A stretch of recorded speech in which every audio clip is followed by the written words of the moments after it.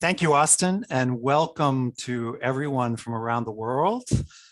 As Austin said, my name is Jeff Hull. I'm the Director of Global Development here at the Institute of Coaching, and I am thrilled to welcome you all to our first webinar for the final month of 2021.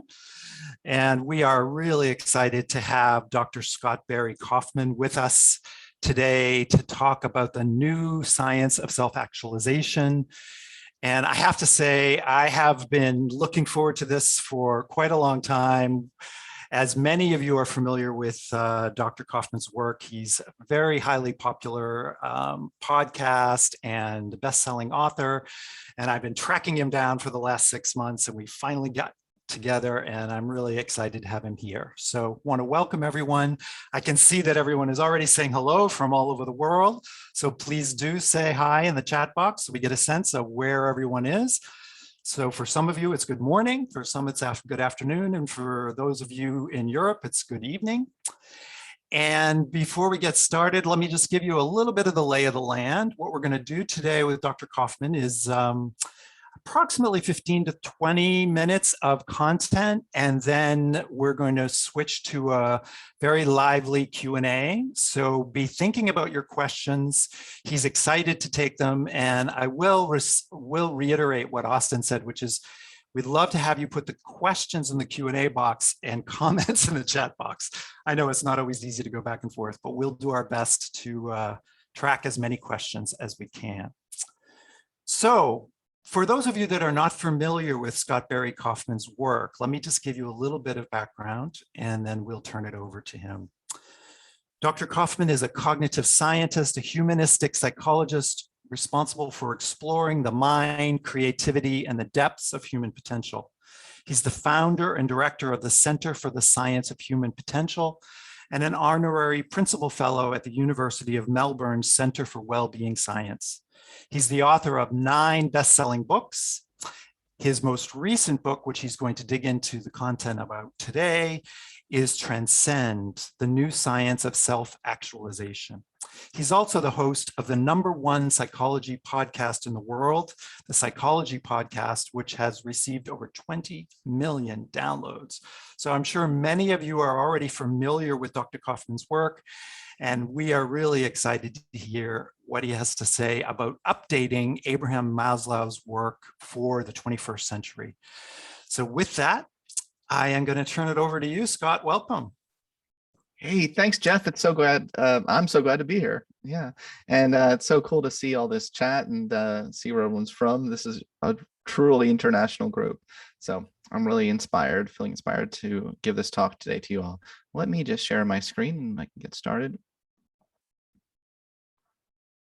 I'm going to say goodbye for now, and I'll be back. See you, Jeff. Peace. So I do want to encourage everyone to write stuff in the chat window as I'm going on, just like comments, because I love the interactive nature of things. Let's see. Let me see if I can open the chat window. Yeah, there it is. So I'm going to be keeping that up on the screen at the same time, and I'll be looking. So just a little bit about me. I came from a cognitive science background. I was really interested in human intelligence. My entryway into studying this was understanding intelligence.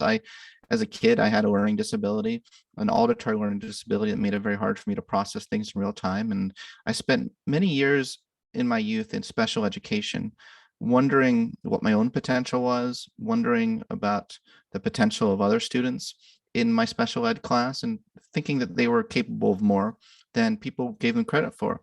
So my interest in human potential started very, very young. And when I became a psychologist, my entryway was studying IQ tests, was studying the ways that we currently focus on human potential and how it's woefully incomplete. Our notions, especially in our school systems, our notions of who are most likely to change the world. And my research into intelligence quickly changed into research into creativity. I kind of got bored with intelligence and IQ testing and got interested in the science of creativity. And you start to realize that those who really do fulfill their potential, make a huge impact in the world, are those that use characteristics and resources that go far beyond just their cognitive ability. And then in the past couple years, past 5 to 7 years, I've become really interested in self-actualization and the writings of Abraham Maslow and the humanistic psychologists. So this is a quote from Abraham Maslow, the humanistic psychologist, that is from an unpublished essay that he wrote, where he describes his thinking about self-actualization. He says, "We try to make a rose into a good rose, rather than seek to change roses into lilies. It necessitates a pleasure in the self-actualization of a person who may be quite different from yourself. It even implies an ultimate respect and acknowledgement of the sacredness and uniqueness of each kind of person." So today, when I talk about my revised hierarchy of needs and then its application to a form of coaching that I'm developing, I'm calling self-actualization coaching, I want us to really think through the implications for a client and not trying to change them into a completely different kind of being, but to help them figure out what kind of being they are and what kind of life do they want to live on their own terms, and in their own style, so they can feel the most fulfilled, for themselves. So how many of you have heard of this hierarchy of needs, this, or have seen this pyramid? Maybe not with the Wi-Fi at the bottom. Maybe you've seen it with toilet paper at the bottom, like during the COVID era. But how many of you, just tell me in the chat box if you're familiar with the hierarchy of needs. Okay, excellent. So I'm going to tell you some things today that may blow your mind. Turns out, okay, we have like 700 people saying yes right now. I should have known. I should have known that was going to happen. It's okay. We can stop the yeses now. That's great. So when I was teaching Introduction to Positive Psychology course at I was a professor at University of Pennsylvania, and I was teaching Introduction to Positive Psychology, I came across the writings of Abraham Maslow, and I really dug in, and I read his journals, and I read his unpublished work, and I read as much as I could that he wrote. And as I'm looking through everything, I'm like, there's no pyramid. Where's the pyramid? That you see in the iconic pyramid you see in all the introductory psychology textbooks and everything else, like business management textbooks.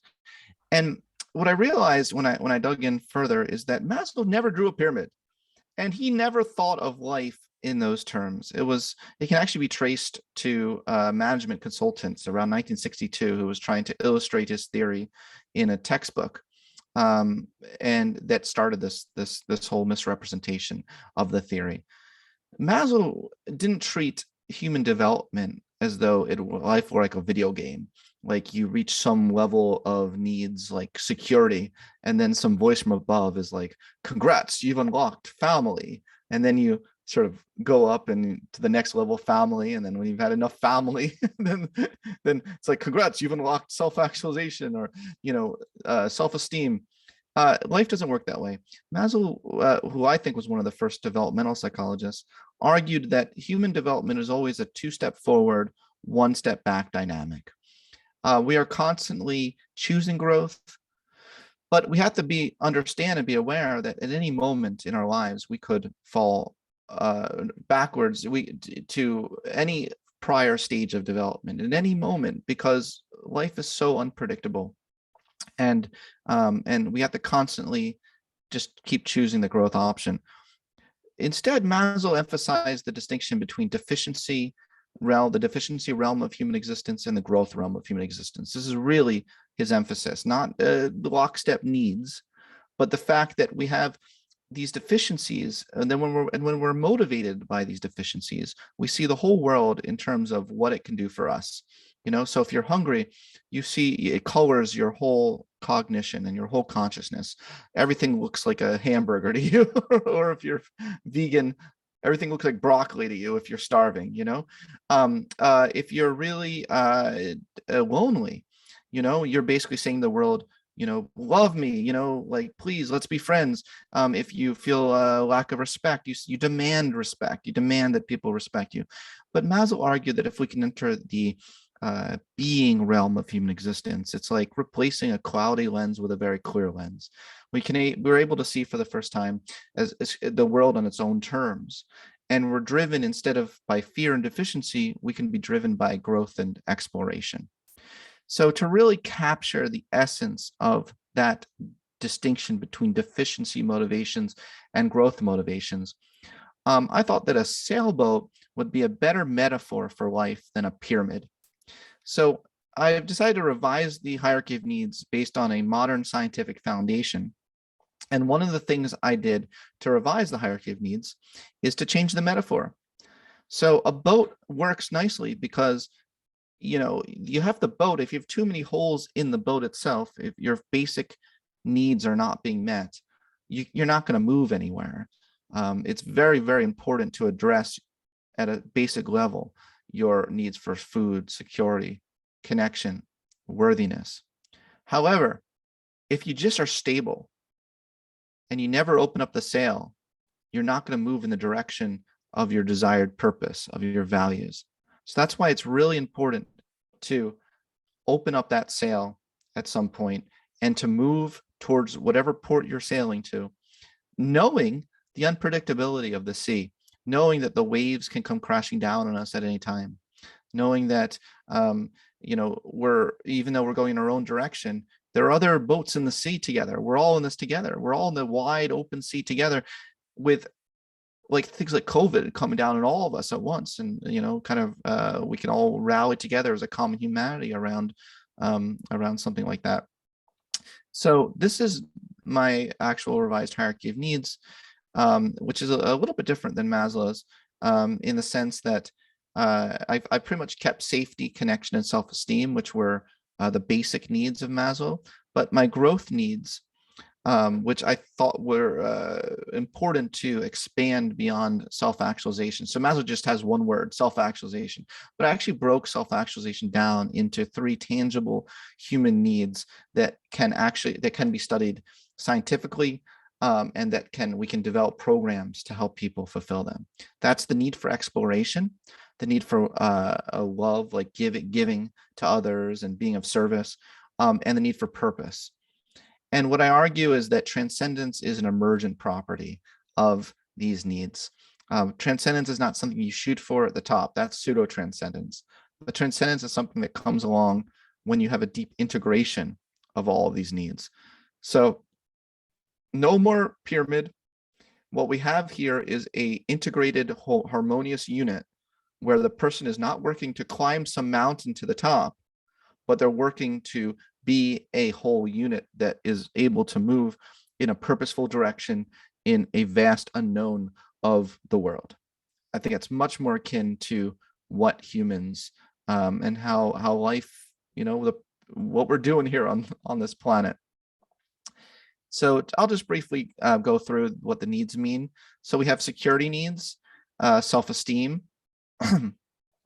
safety, like, so lack of extreme poverty, very important, food certainty, secure attachment, lack of harshness and unpredictability in the environment.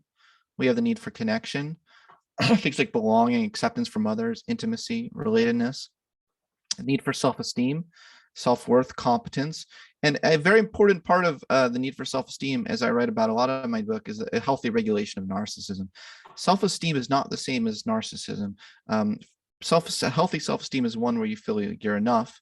Narcissism is one where you feel like you're superior. And that's a very different thing. And I think in this day and age, a lot of people often conflate self-esteem with narcissism. And I've been doing a lot of research. You can see all my papers and everything at my website, barrykaufman.com, if you want to actually see the scientific validation beyond a lot of things I'm saying today. But you just got to take my word for it right now before you read my papers.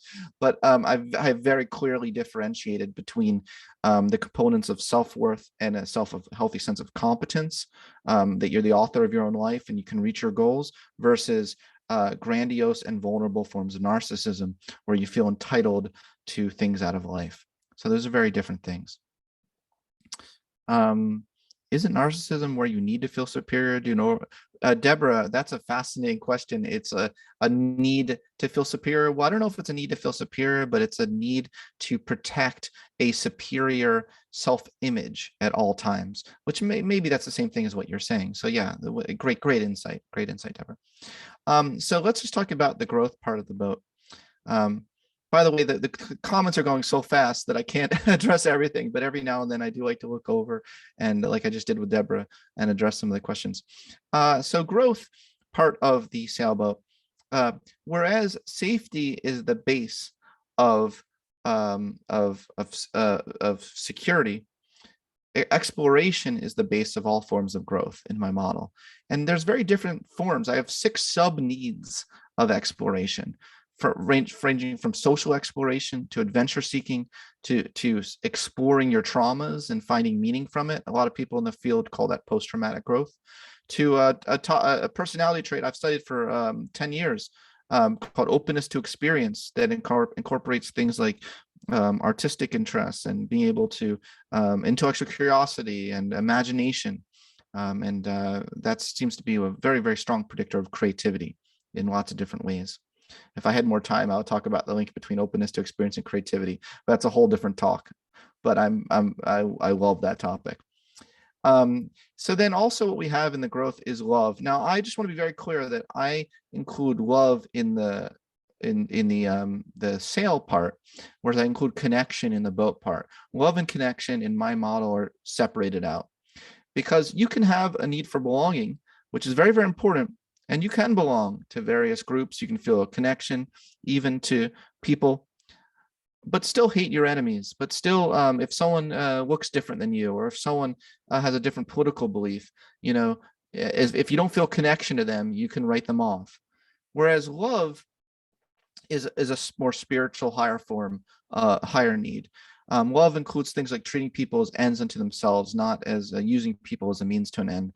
Authentically responding to people, having a universal acceptance of others, being able to see the best in others, spot the best in others, valuing the dignity and worth of each individual, having forgiveness, trust, and healthy self-love, like a healthy self-compassion.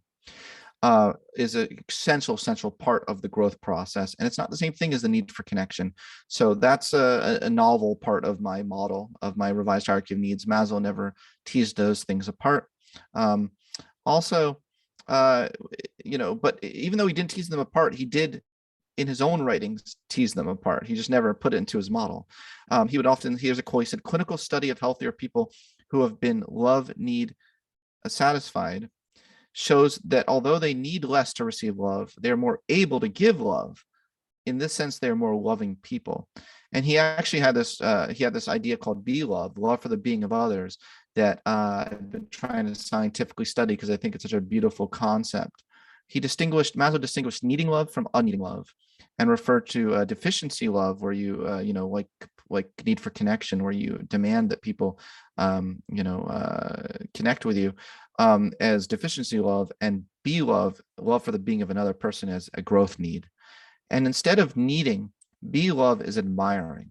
That's a better word to use to describe be love. And instead of striving to satiate, be love usually grows rather than disappear.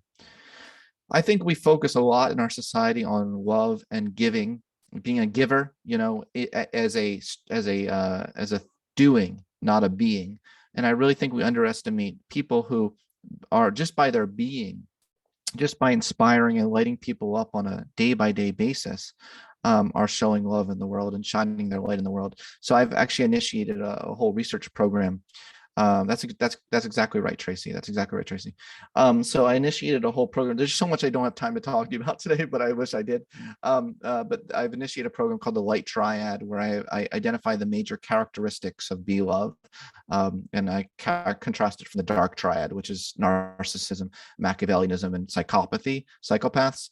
I came up with the opposite end of that, which I linked to Maslow's Be Love. Again, you can read all my papers at my website.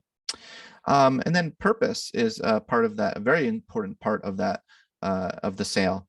When we open up our sail, we move in a desired direction. And it's very important to have healthy goals and motivations. However, that's why I keep emphasizing the need for integration. Integration is where it's at. You can have a purpose, but it might not be the right purpose for you. And that's why I really think that could be a really important part of what I'm calling self-actualization coaching, which I'll get to in a second. Healthy transcendence is something that emerges. So with healthy transcendence, you have a deep integration of all these needs, and you have a real great integration between self and world. What is good for you turns out to be good for the world. So there's no separation there between self and world. You're working towards your purpose in such a way that's harmonious with the world.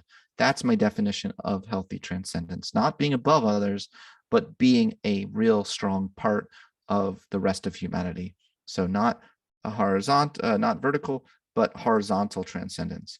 There's a lot of people who have vertical transcendence. A lot of gurus, not all the gurus, but some gurus who, then abuse their positions of power, and do all sorts of things and start cults and things. And then they say, I'm enlightened, to me, that's the self-esteem motive, not healthy transcendence that they're doing. So I really think it's important to differentiate that. My colleagues and I at the Center for the Science of Human Potential are in the process of creating a certification program for self-actualization coaching. And we're really trying to bring in as many of the best principles in the coaching world. I'm taking classes right now. I'm learning from my colleagues. I'm like, teach me everything. I'm just in a ravenously curious mode to see how we can bring the best principles toward a specific kind of coaching program that I want to create called self-actualization coaching. The philosophy of self-actualization, the purpose of self-actualization coaching is to help clients who are feeling unfulfilled in their creative potential to find a life that works for them in their own style, using the tools of the latest science of human potential. The self-actualization coach believes in the client's potential and helps facilitate their growth in self-actualization through a highly coactive process.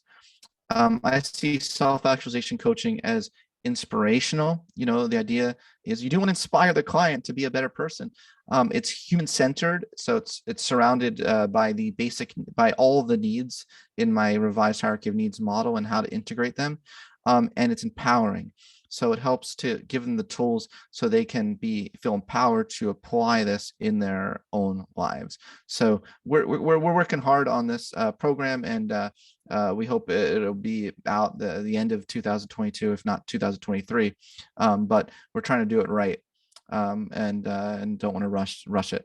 Now it's 10:24. I think I have maybe 6 minutes left. I was going to go through some of the core principles of wholeness, but I'm feeling that maybe it'd be more useful to move into a chat with Jeff and a Q&A so that we have enough time for that. So I think I'm going to make a call and do that, as opposed to rush through my core principles of wholeness. But you can read my core principles of wholeness in my book. Oh, you know what? What do you think? Someone write in the chat window. What do I do? Do you want me to just run through for 6 minutes the core principles? I think you should do it, Scott. I think it would be great just to give a summary. Let me just do great. So these principles would also form a strong foundation for a coaching program. So I think this is important since there's so many coaches here, and maybe you can get some value from this to see some other things you can incorporate into your practice. But a self-actualization coaching program would have the philosophy that incorporates helping the client to strive to identify all of these needs that might be unfulfilled and to learn how they can have more of a balance of it in their life. It would help the client accept their whole self, not just their best self. Really do believe that important first step towards wholeness is accepting your whole self. And a lot of people have an authenticity bias where they only include aspects they like best about themselves into is saying that's the real me. But I think that self-actualization coaching would help the client, explore all of themselves and not label certain parts of themselves as the best self and cordon off, or their real self, and cordon off other sides of themselves as not the real self. Another principle would be helping clients become aware of their inner conflicts. I'm a big fan of Karen Horney, and she wrote a book, Our Inner Conflicts. She was the first one to challenge Freud. She was a feminist psychoanalyst. I've been trying to bring her back. I've been really trying to bring her back because a lot of people don't talk about her work enough. But I think that that it could be a part of our coaching philosophy, where you help people understand that we all have multiple personalities within ourselves, and really helping to explore those multiple personalities and see how they can come to some sort of integrated, harmonious way of being in the world. The feminist psychoanalyst Jillian is Karen Horney. Can someone Google the article I wrote called "The Underappreciated Legacy of Karen Horney"? It was an article I wrote for Scientific American. If anyone, whoever can write that down and put the link in there, I will give you a big virtual hug if that's accepted, if you don't mind, if you want the virtual hug, I'd love to give it to you. Okay. Principle 4, look out for lopsided development. Thanks, Mel. Really appreciate it. Really appreciate it, Mel. Another principle of this kind of coaching philosophy is helping the client look out for their lopsided development. So in what ways are they gripped by tyrannical shoulds? I find in my own coaching that I do that one of those prominent themes among my clients is that they keep using the language of the shoulds, like, oh, I should do this, or I should be this way, and I'm not, and they beat themselves over it. Well, Karen Horney calls it the tyrannical shoulds, and I think a big part of the coaching process to help point that out to the client when they keep using it, and explore with them, ask questions like, well, I understand that you said you should be, but is that something that maybe you really want to be? Is that even something you want to be? To me, that'd be a powerful question, in the coaching world. So hopefully that's helpful. Principle number 3, create the best version of yourself.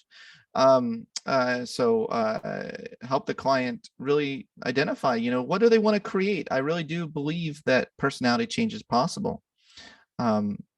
And during the process of becoming, we create ourselves, and we change our personalities over time by having new habits. Little by little do change the whole personality structure. Mel, I don't want to put the pressure on Mel, but if someone else can Google an article I wrote for The Atlantic called How to Change Your Personality. It outlines the latest science of that. And I think we can bring that science into a self-actualization coaching program. Principle number 6, learn to trust your self-actualization tendency. Carl Rogers talked about the self-actualization tendency as that inner organismic valuing process that we all have, that wants to move in the direction of growth, that wants to, and is constantly responding to feedback and correcting choices that are not moving us in the direction of growth. Carl Rogers had this idea of the fully functioning human, where adjustment rests on the notion that mental health exists in embracing all the relevant experiences of ourselves. So he says the fully functioning person is one who is open to experience. It drops defenses. So I think a self-actualization coaching program can help the client drop defenses as much as possible. And savor the world, cultivate mindfulness, get more flow in their work, and have more trust in their own experiences, their own real felt experiences.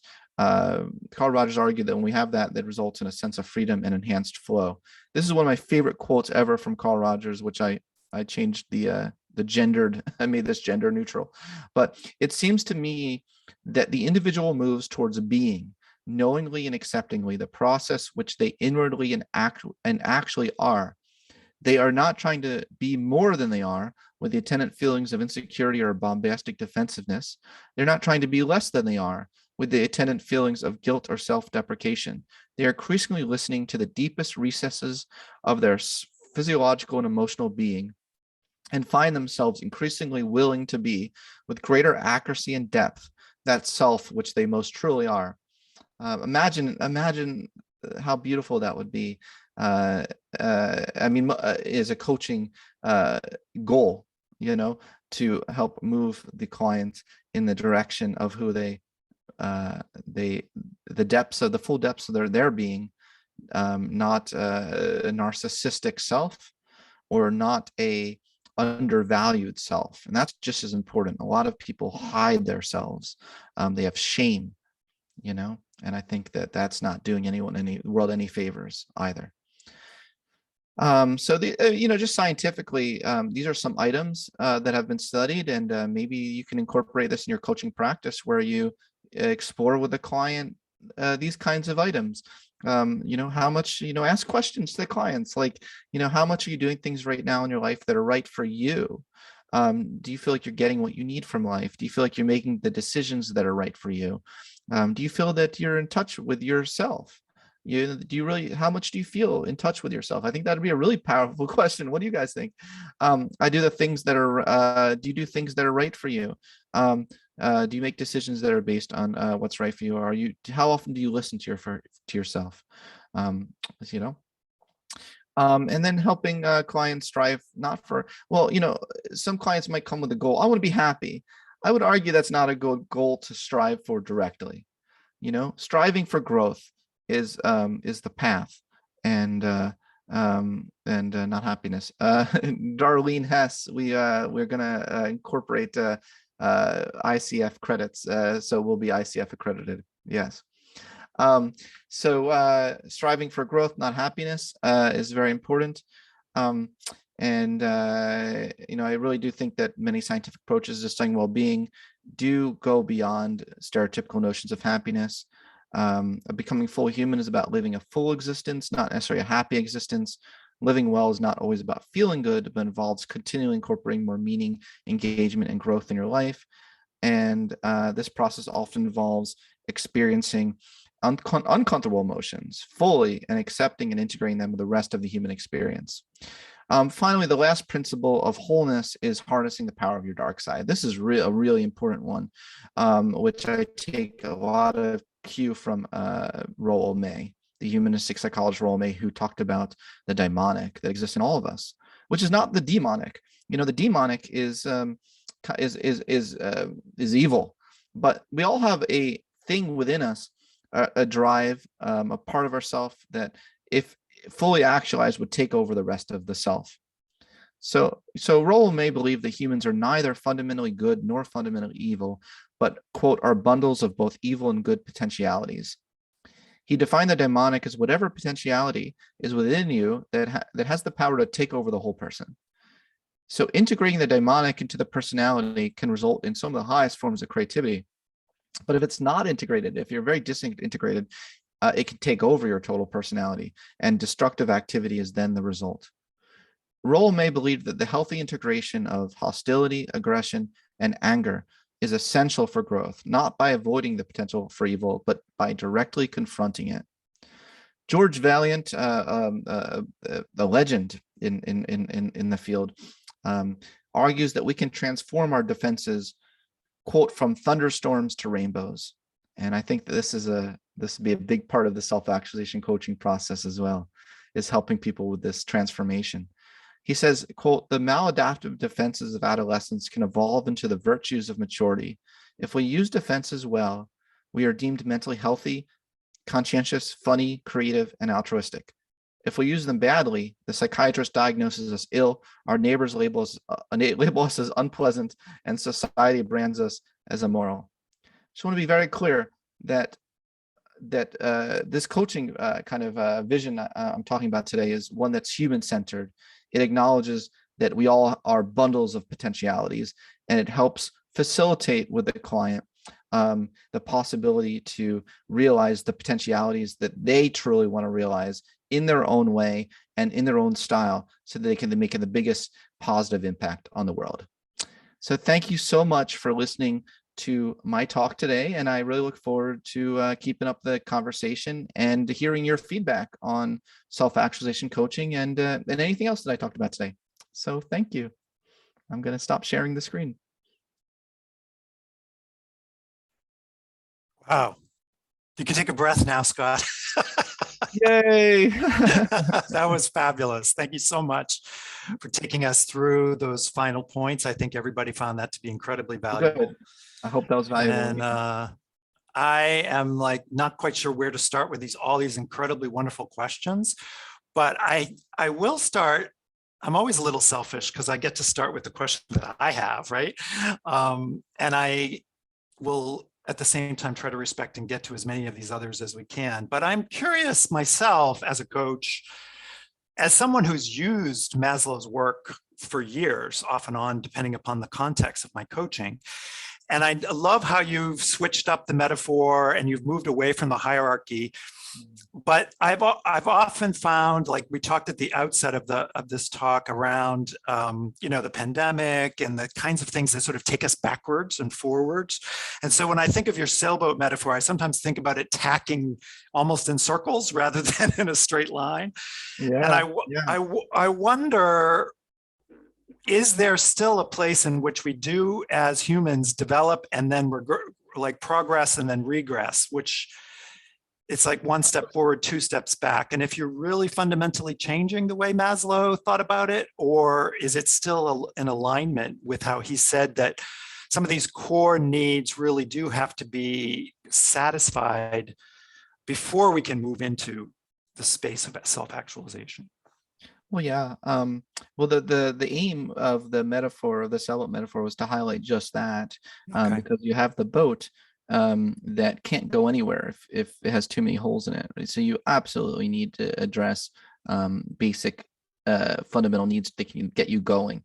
But as long as you're able to move, and you're able to, you're healthy enough, you feel well fed, you feel like you have a support system around you.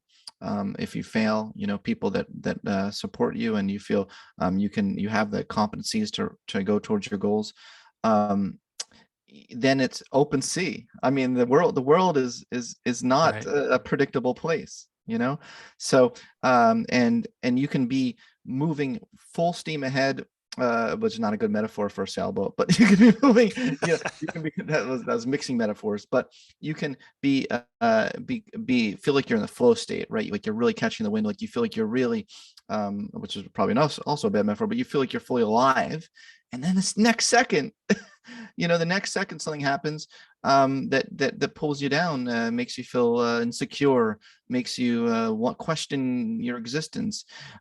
So I really I tried to capture all of that, what you just said, with this new metaphor, which I think is better than at least a clunky pyramid.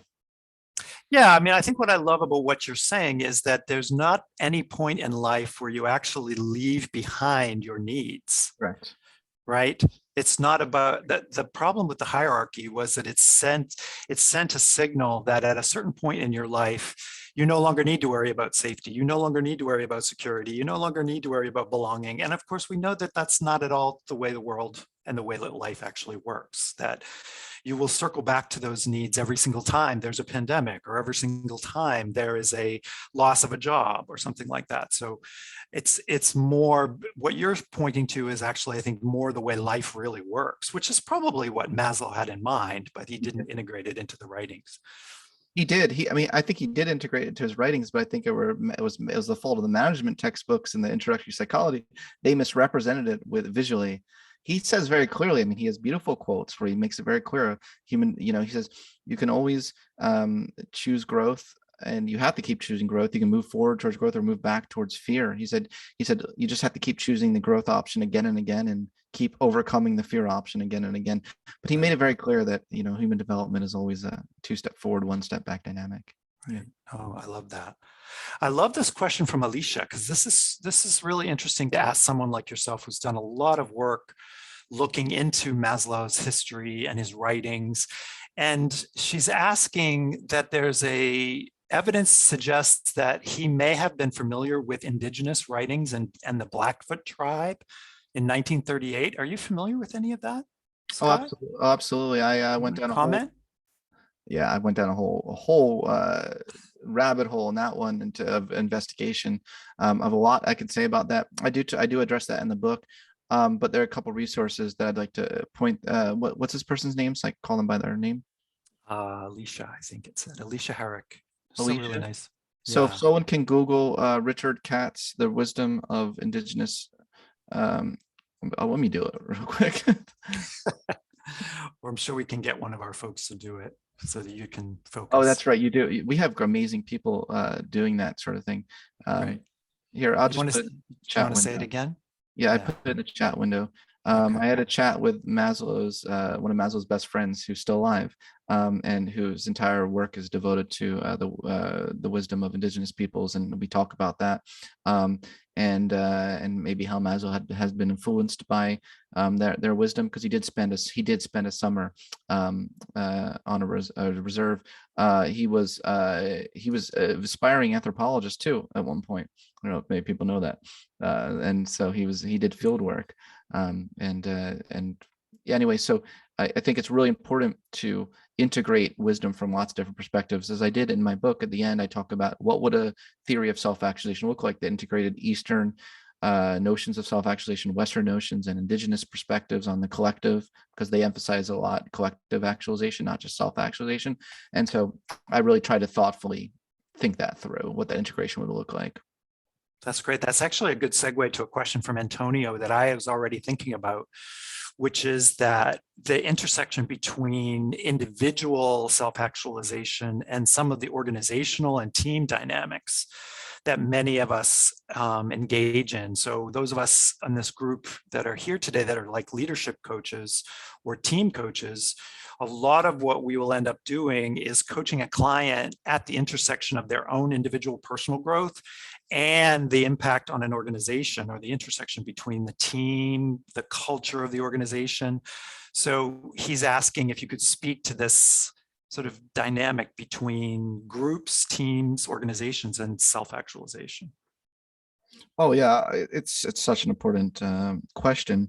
I think so much of that comes down to the culture of the organization, and maybe getting a good pulse on well, what are the company's values, what do they signal to the employees that they're allowed to self-actualize.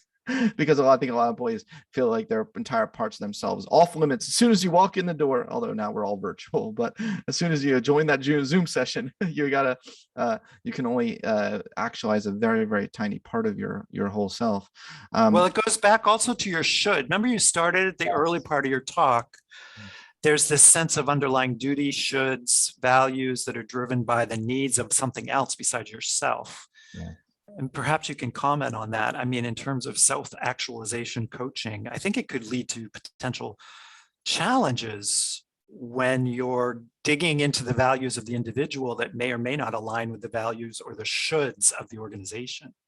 Yeah. So it's a great point. A great point. In my idea of transcendence, I adopt this term Maslow used, which he adopted from Ruth Benedict, called synergy.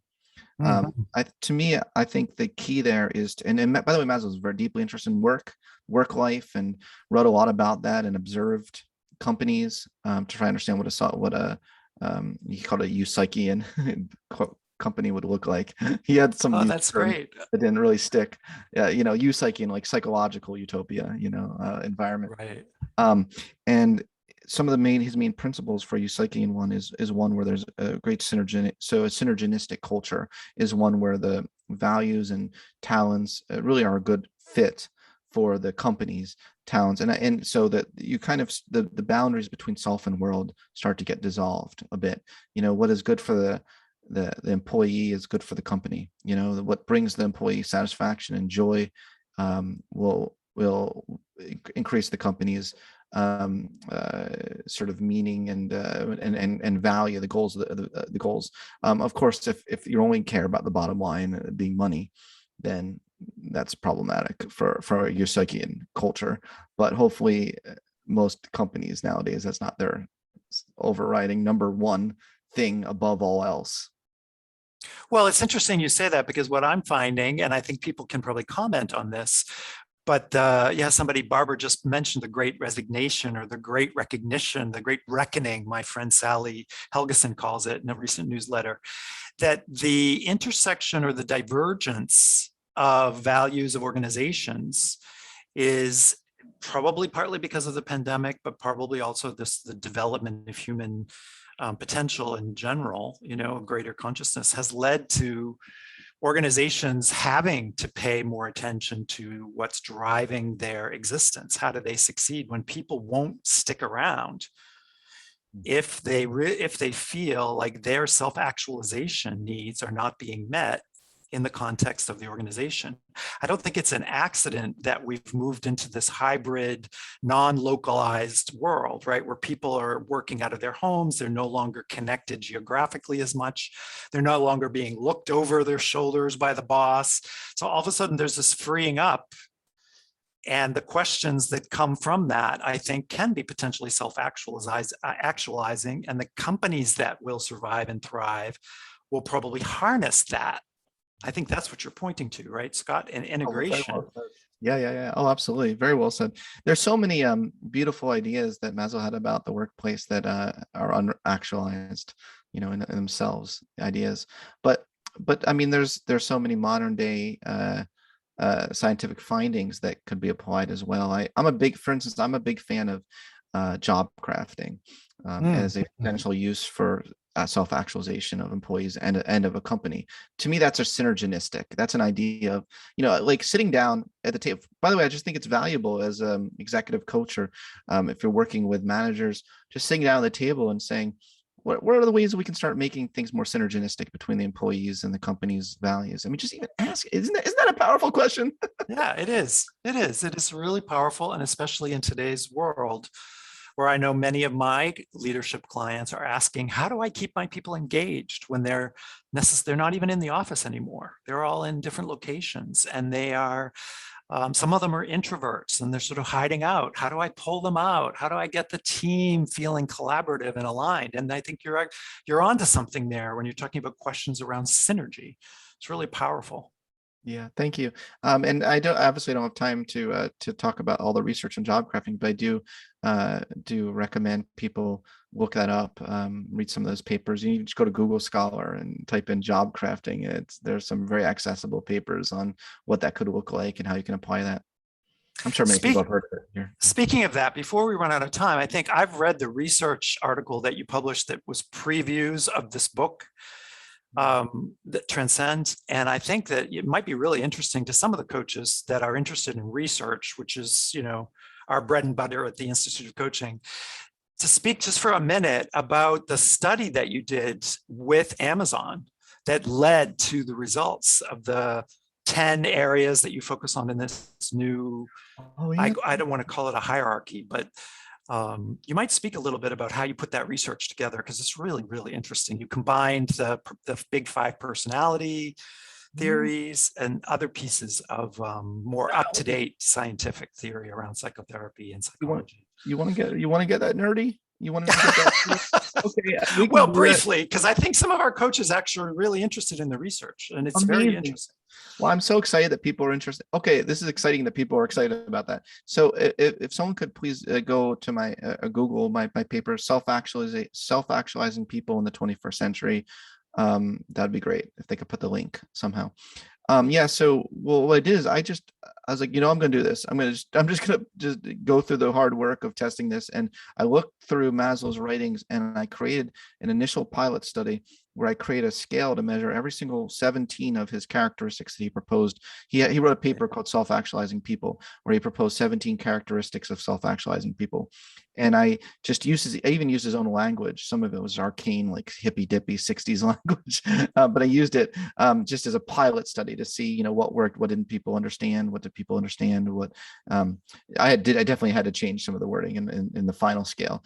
But I found that through a couple iterations and tweaking things, that 10 of the 17 characteristics could be measured and do cohere together for a higher order factor that we can call, what dare I say, self-actualization. Like, I mean, of course, with factor analysis, or it's up to subjective what to label that overarching factor. But those 10 characteristics, something good. It's something good if you have those 10 things. That it tends to be correlated. We correlated with job satisfaction. We correlated with performance reviews. We correlated it with well, of course, life satisfaction. How happy do you feel in your life? How satisfied are you with your life? And we correlated with creativity, lots of things. And I do think some of these characteristics of self-actualization are not things that are talked about much in modern day personality scales, even though they could be linked to some modern day personality theories. But there's some concepts there that I think are beautiful, that are important. Like one of the characteristics of the 10 is newness of appreciation. To what extent are you capable of renewing again and again your awe and fascination with things you keep seeing over and over again? Are you to me, that's next level gratitude. That's next level appreciation, not just for new things, like, oh, look at my new MacBook Pro, but you're like, oh, I've had this damn MacBook Pro for 10 years and I keep finding new things I love about it. If you could do that, that's amazing. But anyway, obviously people are more important than things. So, your partner, your partner of 20 years, you say every day I'm able to see a new aspect of her, or him or whatever that really helps us, really grow continually. So that's just one, but creative spirit is another. Imagine if you're measuring, I do think that the self-actualization scale can be a tool in the workplace. Which of your employees have a creative spirit? Give them those kinds of tasks to do, things like that, creative tasks.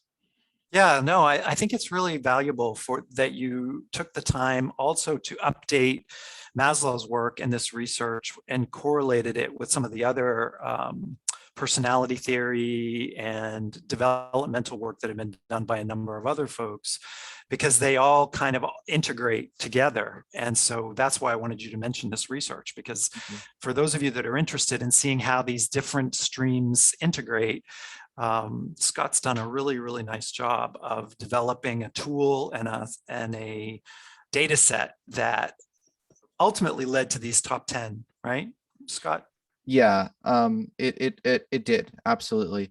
It looks like a lot of people have been trying to find this link, and they've been doing creative things to find it, but no one actually put in the PDF of the original research paper. So I'm going to do that right now, as you asked me my next question. Yeah, I'm not sure where I found it, what site that I read it on, but if you can access it, I would highly recommend. There it is. There it is. And, excellent. Thank you for that. Actually, I'll just put a link to my my webpage with all my research papers. Yeah. Okay. I mean, I think a good thing also for you to comment on is your vision for self-actualization coaching as it relates to positive psychology and other coaching modalities. I know you're putting together the curriculum, but how do you see it being differentiated? Yeah, and I also wanted to say Ben asked a great question, linking it to neurodiversity. I mean, that's my right. jam. That's my jam. Excellent. My first book Excellent. was called Ungifted, which was all about how we can have neurodiverse people self-actualize and realize their intelligence. So that's a big thread that runs through all my stuff. So that just distracted me from your question, Jeff. No, I'm that's sorry. okay. I was reading that at the same time you asked your question. I just really appreciate Ben's question. And I think that that'd be a huge part. So for instance, I could see us having in the training program for self-actualization coaching, helping people understand different kinds of minds, maybe even a whole class on, what does what were the benefits and hidden gifts of the autistic mind, or dyslexia, or a lot of people with dyslexia have a business mindset. They're able to, they're very action oriented, and yeah. So anyway, there's just I think just having that knowledge as a coach is really important, so you can identify it when you see it and build on their strengths. Can you comment on the other question that Ben, it may be the same Ben, I'm not sure, but I think it's a good question to just comment on the distinction between self-actualization coaching when you're looking at sort of the dark side of the individual and how that compares to psychotherapy. Yeah, can you ask that one more time? I'm being overwhelmed by these comments in the chat. It's a lot. Why don't I'll give it to you exactly how he said it, so that it's, how does exploring the dark side in self-actualization coaching compare with exploring that sort of topic in therapy? Yeah, because okay, look, obviously therapy is not the same thing as coaching, and it's right. important to make that differentiation. Exactly. But there are a lot of clients who might feel held back in their life. They come to you, they're like, I really am not I'm not reaching the goals that I want to be reaching in my life. And through, a co-active process with them, you realize that they have cordoned off so many aspects of themselves that they're ashamed of, that can be used as fodder for their self-actualization. And of course, also coaching is not advice. So you don't, you got to bite your tongue, and not, when you notice that, you can't be like, well, let me tell you, you need to do this, this, and this. But I think there's some really powerful questions you can have with the client to help them discover on their own how those aspects of themselves are actually gold. gold within them. And I think Right. that'd be a real exciting outcome of coaching, of a coaching session where the client realizes all on their own, wow, I've been like squashing these sides of myself continually, when I could bring that what I have been labeling as anger, maybe I can bring that passion into, fighting for injustice, or I can bring that passion or that anger into this higher order goal and integrate it. So helping the client integrate it, I could see that as very, very valuable in self-actualization coaching. And that does differ from therapy. Therapy would be a different kind of whole strategy there. Yeah, I think that's very well said, because I think it's really turning those things that appear on the surface, it's more of a Jungian perspective, like turning those things that appear on the surface of as so-called dark side or shadow work, and then transforming them into gold, or transforming them into the growth, transforming them into how you can utilize that to spur you, to motivate you, to be a source of creativity, because everyone has a unique narrative, a unique journey that they're on. And the coaching modality, I think, is seeing it, exploring, as you said, with powerful questions, into to transmute those so-called dark experiences or dark sides of yourself into something powerful for the future, for your personal growth. Does that That make was sense? extremely well put. Yeah, that was extremely well put. So I just want to say, because I wanted to address Ryan Reach. He asked me who are my coach, who's inspiring me as a coach right now, what principles. Great And question. Thank so, you. well, number one, Jeff Hull Stop. is one of my mentors, and really deep appreciation for him. I've also been learning a lot, very intimately. We're having a lot of conversations. Robert Biswas-Diener, I really wanted to give him a huge shout out. I'm even taking his course right now to see, what am I missing? What His else work should I is be really including? powerful. He's a legend. And also Christian van Nieuwerburg. I don't know how many people here have come across his work. Christian van Nieuwerburg, also really learning a lot from him and his books.